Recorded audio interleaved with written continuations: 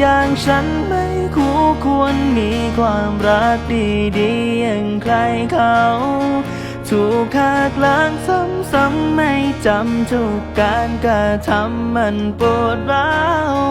พอหรือยังหนอใจที่เจ็บพิษของกุหลาบยังมอมเมาดื่มน้ำจันทร์ให้มันทุเราก็ยังไม่เห็นจะหายดีติดอยู่ในวังวนเพราะรักฉันรักแต่เธอสุดหัวใจแต่สุดท้ายก็โดนเธอหลอกให้ใจช้ำชอกอยู่ร่ำไปทำไมถึงจำทำไมไม่ลืมแล้วปล่อยพิษรักให้จางไปแต่ดันเลือกที่จะกำมือไว้ทั้งที่ดอกไม้นั้นทิ่มแทง